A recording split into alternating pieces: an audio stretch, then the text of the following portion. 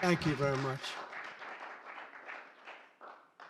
Thank you very much. It's a great honor to be with the Prime Minister. We had a picture taken a little while ago, and it was so nice, I thought I'd present it to you on stage. And here's the picture. I wish I was as handsome as him, but I'm not.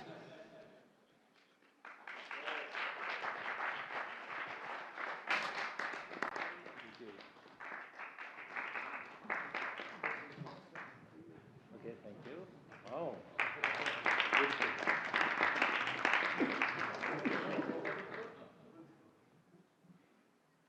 Remember that day. Thank you very much, everybody. Appreciate it. I'm delighted to welcome Japanese Prime Minister Ishiba Shigeru to the White House for the first time. And Prime Minister, it's an honor to have you with us, a great honor. Japan is a great country. Thank you very much. Japan is strong and proud. It's a nation that is home to one of the great civilizations in the history of the world. For nearly 80 years, the American-Japanese people have enjoyed a friendship like few others. We've had a great friendship across the vast ocean, and we found ourselves united by bonds of history, commerce, culture, mutual admiration, and great respect. After our meeting today, I'm confident that the cherished alliances between our two countries and others also will continue to flourish long and into the future. The military cooperation between the United States and Japan is one of our closest security partnerships, and it's one of the closest we have anywhere in the world. Our service members work together every day to defend our common interests. Japan is committed to double its defense spending by 2027 compared to my first term. They've invested a lot of money because of my first term. We worked on that very hard with Shinzo, the great Shinzo Abe. And we look forward to seeing even more so. Shinzo and I worked very, very long and hard, and those numbers are very reflective after my first term. And now they're going up very substantially based on our conversations today. In addition to being vital for our shared security, Japan is one of the top purchasers of U.S. military exports and equipment. And I'm pleased to say that this week my administration approved nearly $1 billion in foreign military sales to Tokyo. The United States is totally committed to the security of Japan. We will extend the full strength of American deterrence capabilities in defense of our friend and ally, 100%. In the years to come, the Prime Minister and I will be working closely together to maintain peace and security, and I also say peace through strength, and all over the Indo-Pacific. And to that end, we also remain committed to the effort I began in my first term to ensure safety and stability on the Korean Peninsula. Prime Minister Ishiba and I spoke long and hard about a vital economic relationship between our two countries and the continuance of that relationship. The United States and Japan trade over $300 billion in goods and services each year. Japan has invested nearly $800 billion, and that's going to go up very, very substantially in the coming months, more than any other country. And they're going to have some competition. We have a lot of people coming in and investing in the United States. I think the feeling throughout the world has never been stronger about this country. As a result of our victory in 2024, the presidential election, the Japanese investment and technology giant SoftBank announced plans to invest between $100 and $200 billion. And we have many other companies investing that number, higher than that number, some a little bit less, but we have trillions of dollars of investment pouring into our country now that you didn't have just a short while ago. Today, our teams discussed how our two nations can do even more to stay on the cutting edge of artificial intelligence, along with the quantum computing, semiconductors, and other critical technologies. And they're coming out. The problem with technology, that kind, it's obsolete in about 2 days, so we have to start all over again. Doesn't last long. We agreed to cooperate even more closely to combat the Chinese economic aggression, which is quite aggressive. I'm also pleased to announce that Japan will soon begin importing historic new shipments of clean American liquefied natural gas in record numbers. It'll be record numbers. With our Secretary of the Interior, we were talking, I think Doug is here. Hello, Doug. Please stand up, Doug. Doug Burgum, everybody. We're talking about the pipeline in Alaska, which is the closest point of major oil and gas to Japan by far, less than half the distance of any other location. We're talking about a joint venture of some type between Japan and us, having to do with Alaska oil and gas, and that's very exciting. They're very excited about it, so are we. As we deepen our economic relationship, I made clear that the United States will be conducting trade with all countries based on the principle of fairness and reciprocity. Chronic trade deficits not only undermine our economy, they really do, and we're going to get rid of the trade. We have a trade deficit with Japan of over $100 billion, but we're going to work that out, and I think very quickly, frankly. We can do it just on oil and gas. We can work it out, so we intend to do it very quickly. We both understand that. And as America welcomes new foreign investment, we also want to ensure that companies build their products and factories here in America, not simply buy the assets that we have. And Japan is going to be opening up auto plants. New auto plants are being built currently as we speak. They've just been started. Toyota is one, and Nissan's going to be doing something very exciting about U.S. Steel. They'll be looking at an investment rather than a purchase. We didn't like the idea. U.S. Steel is a very important company to us. It was the greatest company in the world for 15 years, many years ago, 80 years ago. And we didn't want to see that leave. And it wouldn't actually leave, but the concept, psychologically not good. So they've agreed to invest heavily in U.S. Steel as opposed to own it. And that sounds very exciting. And we're going to meet with Nissan next week, the head of Nissan, very great company, and they'll work out the details. I'll help. I'll be there to mediate and arbitrate. And I had the privilege of working closely with the great Prime Minister, as you know, and you know him very well, Shinzo Abe, the longest-serving Prime Minister in Japan's history. Likewise, I expect that this Prime Minister is going to be a great one. I really believe that he's going to be a great one. I've gotten to know him for not long, but I can see what they have. He's got the qualities of greatness. He's going to do a fantastic job for Japan and for the Japanese people. And I'd like now to invite the Prime Minister to say a few words, and then we'll take some questions. Mr. Prime Minister, thank you. Thank you very much.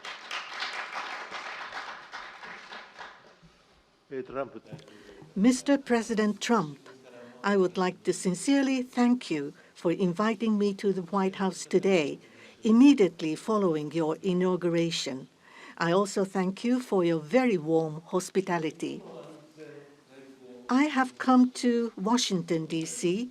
with the hope of having a face-to-face meeting and deepening our mutual understanding at this early date with President Trump, who is now leading the United States, the most important country for Japan's diplomacy and security, and aligning our perspectives and visions that Japan and the United States should pursue. What should we do to advance the national interests of both of our countries in synergy and to realize peace and prosperity in the Indo-Pacific? I am convinced that the answer lies in further strengthening the strong and unwavering Japan-U.S. alliance to achieve a free and open Indo-Pacific. President and I concurred to strengthen the deterrence and response capabilities of the alliance and to work closely in addressing strategic challenges that both countries are facing in this region. I conveyed to the President that Japan, as an ally of the United States, is ready to share responsibilities and to play its own role.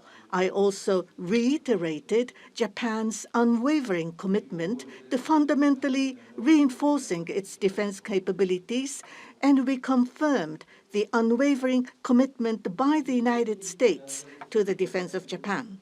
We reaffirmed that Article 5 of the Japan-US Treaty of Mutual Cooperation and Security applies to the Senkaku Islands, with half of the world's population and approximately 60% of the world's GDP.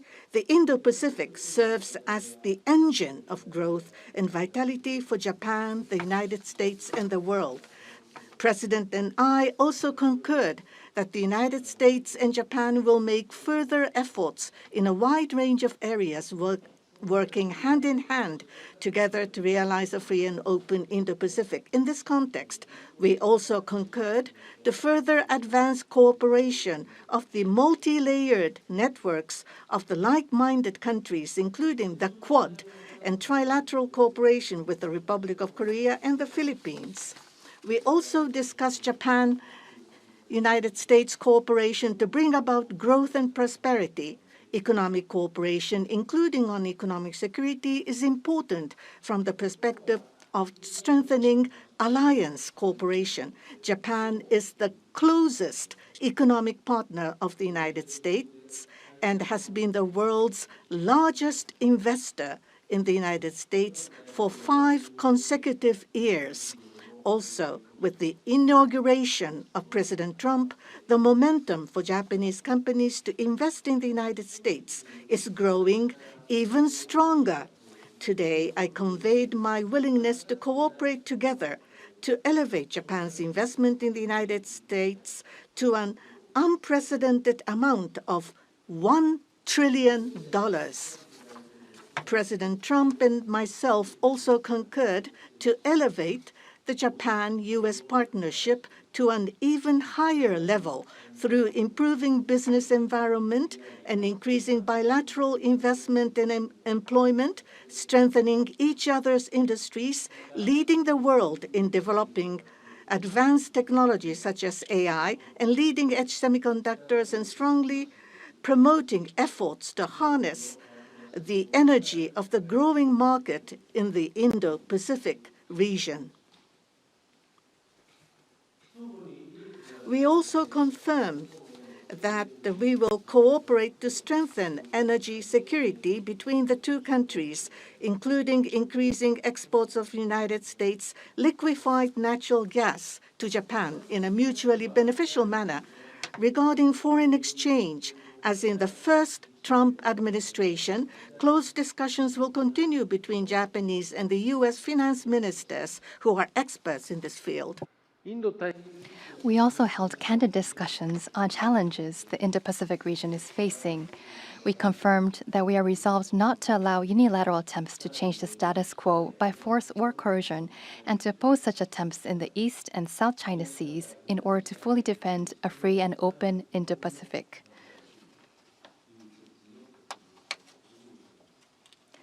We also reiterated the importance of peace and stability across the Taiwan Strait.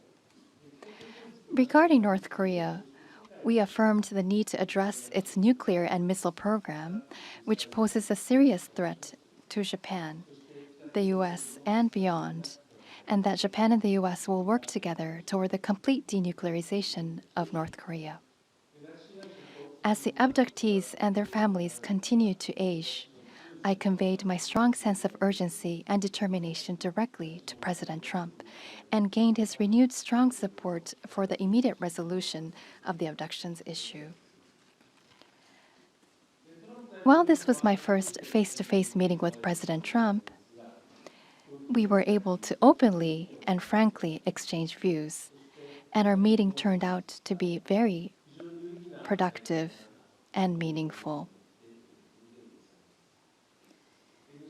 As a result of today's meeting, which marked a new departure for the Japan-U.S. relations, we are issuing a Japan-U.S. Joint Leader Statement. This document will serve as a compass for further cooperation between our two countries. On the basis of these deliverables, I look forward to working together with President Trump, who I respect immensely, to usher in a new golden age of Japan-US relations. I look forward to welcoming you to Japan, and I'm very excited about that prospect. Thank you, Mr. President.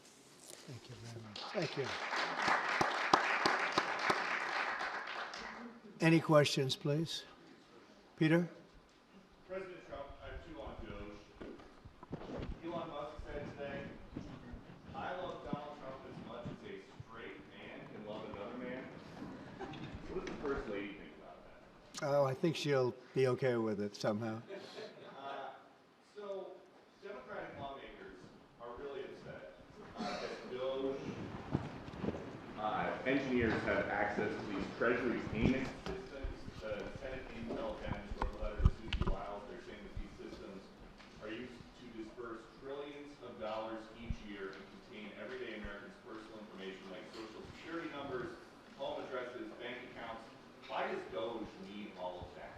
Well, it doesn't, but they get it very easily. I mean, we don't have very good security in our country, and they get it very easily. And what we're doing, if you look at what has just taken place with respect to some of the investments that have been made on another agency that people have been talking about for years, but nobody did anything about it, it's absolutely obscene, dangerous, bad, very costly. I mean, virtually every investment made is a con job. There's nothing of value to anybody unless there's a kickback scheme going on, which is possible.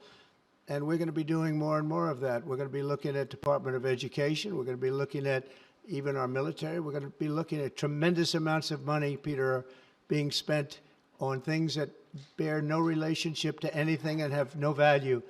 We're talking about trillions of dollars. It will be, in the end, trillions of dollars being absolutely wasted and perhaps illegally. I would say certainly in many cases illegally, but perhaps illegally overall.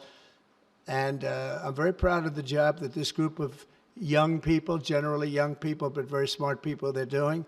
They're doing it at my insistence. It would be a lot easier not to do it, but we have to take some of these things apart to find the corruption. And we found tremendous corruption. You mentioned the Department of Education. What did you think when you saw Democratic lawmakers trying to get into the Department of Education earlier today? Oh, I see the same ones. I see Maxine Waters, a lowlife. I see, all these people. They don't love our country. They don't love our country.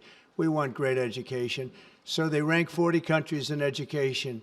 We're ranked dead last. But the good news is we're number one in one category. You know what that is? Cost per pupil. We spend more per pupil than any other country in the world. You look at Norway, Denmark, Sweden, various countries all up and down, Finland. China does very well in education. And then you look at us. We spend much more money than they do per pupil or any other way.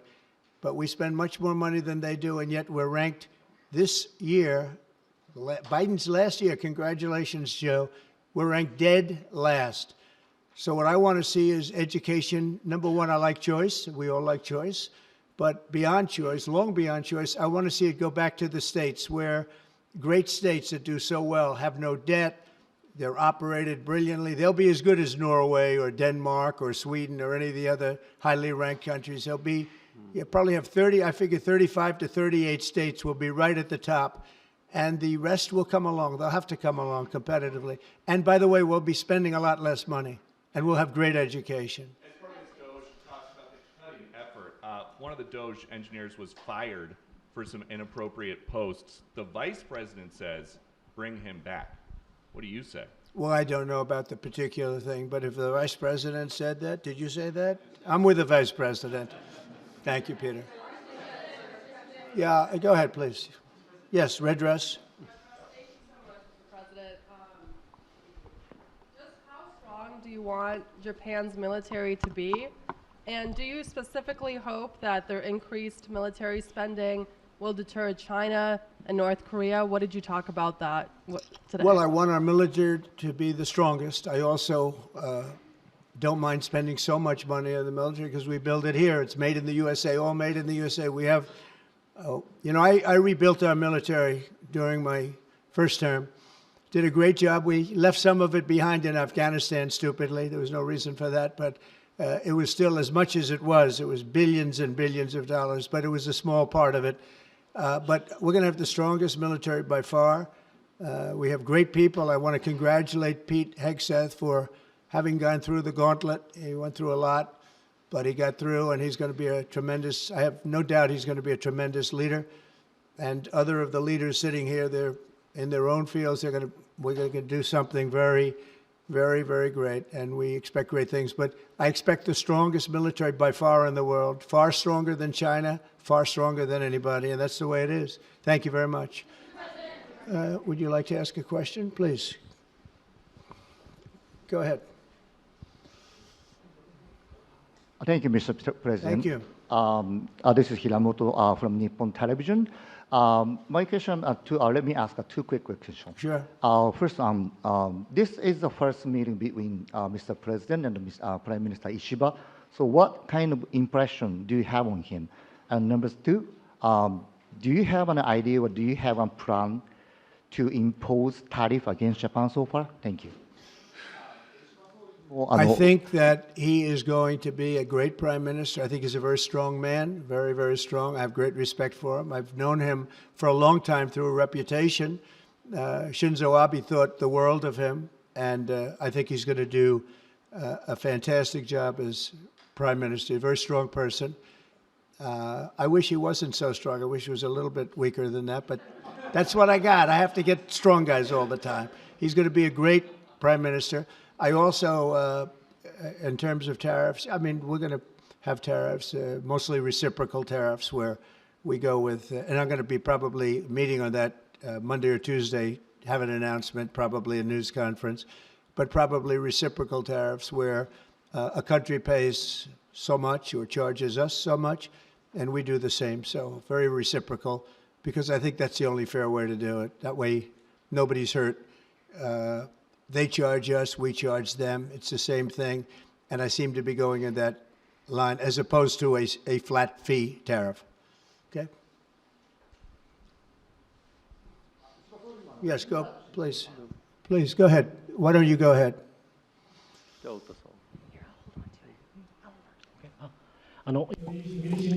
This is Ota from Yomiuri Shimbun newspaper. I have a question for Prime Minister Ishiba. So this is your very first summit meeting. What was your impression of President Trump? Were you able to build a good relationship of trust and confidence? In Northeast Asia, there are many challenges, China, North Korea, and so forth. And with President Trump, what did you appeal to him, and what kind of understanding were you able to obtain? On the economic field, there is the acquisition of U.S. Steel, by Nippon Steel, and there are expansion of import of LNG. What were the communication discussion did you have with President Trump? For the $1 trillion of investment from Japan to investment, what was his reaction? What about your communication on tariff front? This is the first time that I met with President Trump in person. So this was the first time meeting face to face. But for many, many years, I have watched him on television. So it was quite I was so excited to see such a celebrity on television, to see in person. On television, he is frightening.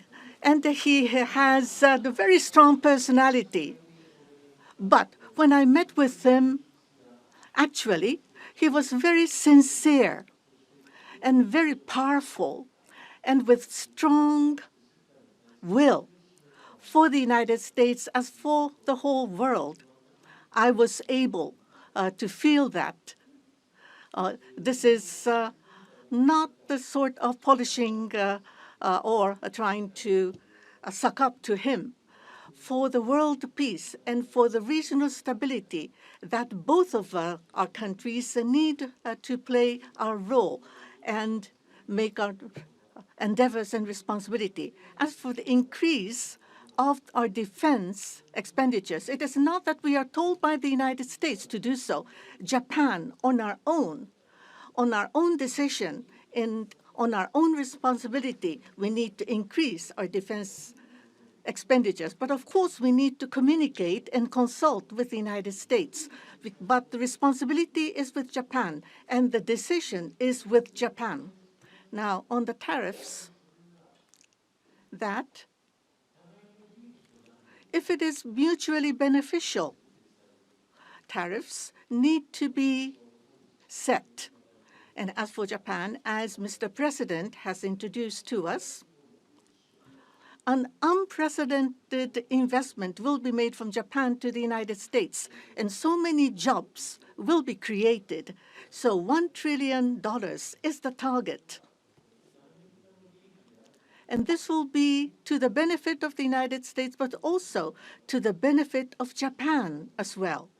Investment is mutually beneficial. So be it with U.S. Steel, as Mr. President says, it is not acquisition, it is investment.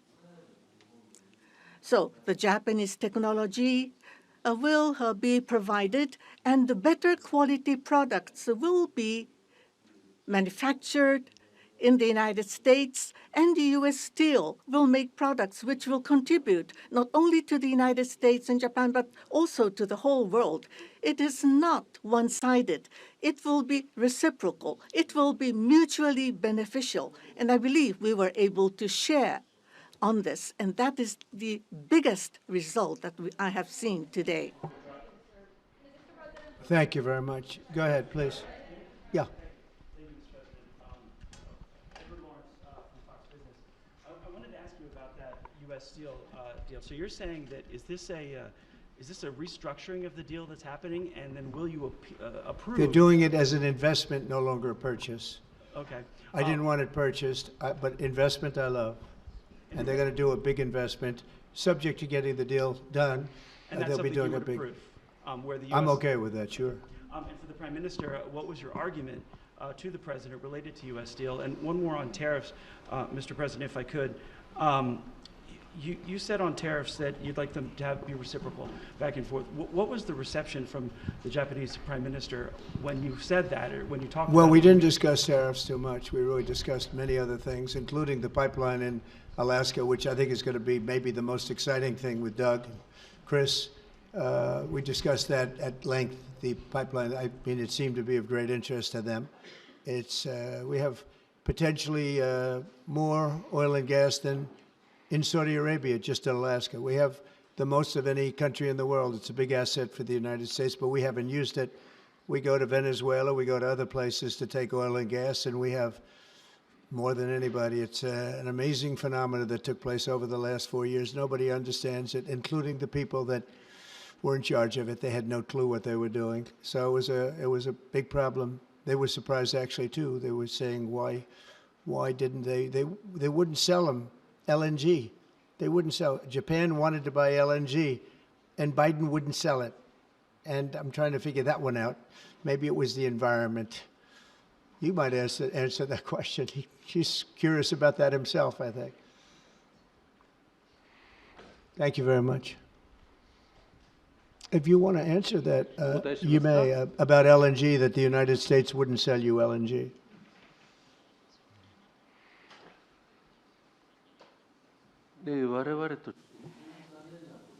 That was a really unfortunate thing, but the current administration, the previous administration was not allowing the LNG to be exported to us. I believe that President Trump, on the day of his inauguration, allowed us to resume this importing. I think this is something that is really wonderful for us. And as the country of Japan, we are interested in importing not just LNG, but also bioethanol, ammonia, and other resources at a stable price, a reasonable price from the United States. And we also want to improve the trade deficit that the U.S. has towards Japan. So if we are able to buy those at a stable and reasonable price, I think it would be a wonderful situation. And for that, I am very appreciative to President Trump. And we also look forward to LNG and hope that it's a success. I want to just say that on the ethanol, Iowa is going to be very happy. All of the Nebraska, all of our farm states are going to be very happy. They want ethanol, and we'll be able to provide it. So our farmers, who I like and they like me, I think they're going to be very, very happy. We've opened the sale of LNG immediately. Actually, we did it a few days ago. And China, right now, not only China, everybody wants to buy it. We have more than anybody, and they're all buying it. But Japan in particular, we're very happy that they're going to start immediately. And we can supply it to the world, but we're supplying it to Japan, and they're going to always be right up in the front of the line. Yeah, go ahead, please. Go ahead. Thank you so much. And Mr. Prime Minister, I have a question for you as well, but Mr. President, I'll start with you. Well, quickly to follow up on what Peter was asking, have you directed Elon Musk to review Pentagon spending, given it's the biggest discretionary spending Yes, I in the have federal Pentagon, budget? education, just about everything. We're going to go through everything, just as it was so bad with what we just went through with this horrible situation we just went through. And I guess 97% of the people have been dismissed. It was very, very unfortunate. You're not going to find anything like that, but you're going to find a lot. And I've instructed him to go check out education, to check out the Pentagon, which is the military. And, sadly, you'll find some things that are pretty bad, but I don't think proportionally you're going to see anything like we just saw. FBI has turned over a list to the Justice Department of the FBI agents who worked on the January 6 rioters cases. Are you planning to fire the FBI agents who worked on those investigations? No, but I'll fire some of them because some of them were corrupt. I have no doubt about that. I got to know a lot about that business, that world. I got to know a lot about that world, and we had some corrupt agents, and those people are gone, or they will be gone, and it'll be done quickly and very surgically. Did you have a question for the Prime Minister? Talk up. Are those the ones who worked on the January 6th? I don't know. I know we have some that are very corrupt and we don't like it. We're going to bring back the reputation of the FBI. Kash Patel is going to do a great job. And we're going to bring back the reputation of the FBI, which has been hurt very badly. It's been devastated over the last 4 years. You have just been meeting for the first time with President Trump. The last administration famously did not have hardly any, if at all, contact with North Korea. President Trump certainly did the last time he was in office. Would you like to see him resume that contact and also that in-person meeting that he had with the North Korean leader, Kim Jong-un?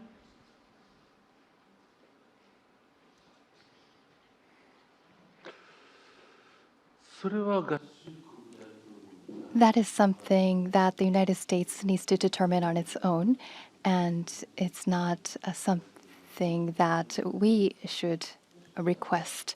Having said that, but for example, in Vietnam or Singapore, the President of the United States, President Trump, was able to meet with Kim Jong-un. I think that's a very positive development. So now that President Trump is in power again, if we are able to move towards resolving issues with the North Korea, I think it would be great. And of course, for us, that includes not only denuclearization, but also resolving the abductee issue. And so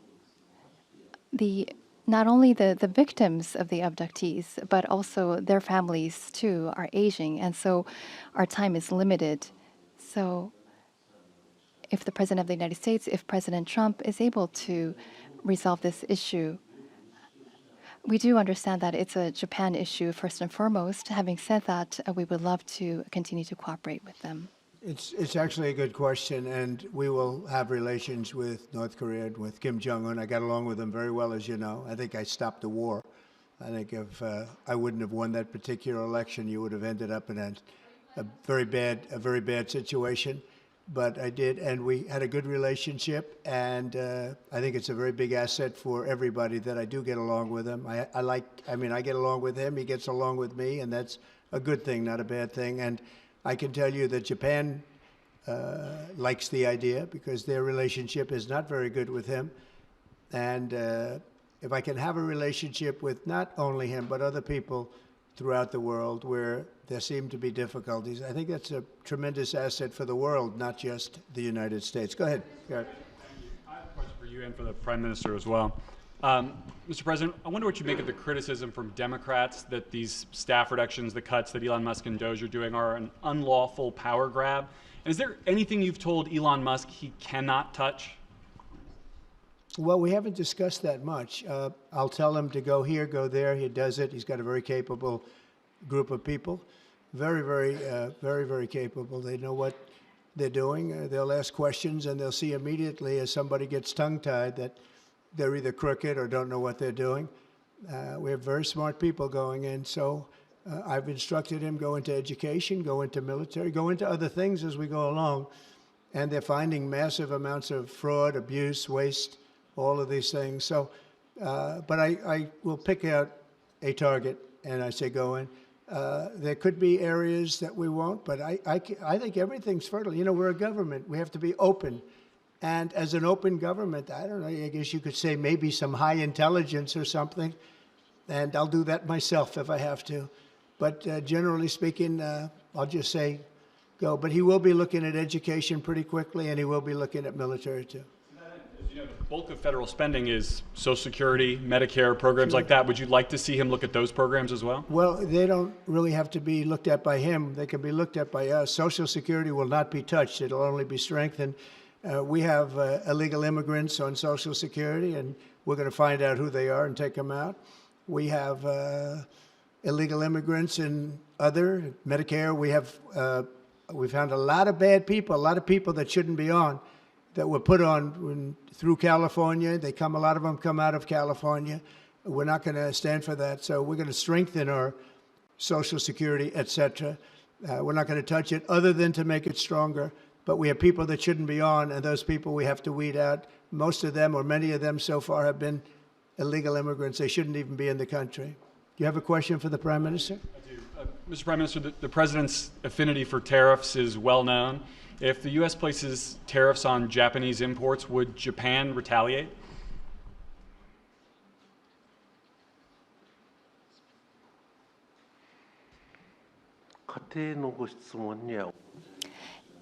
I am unable to respond to a theoretical question. That's the official answer that we have.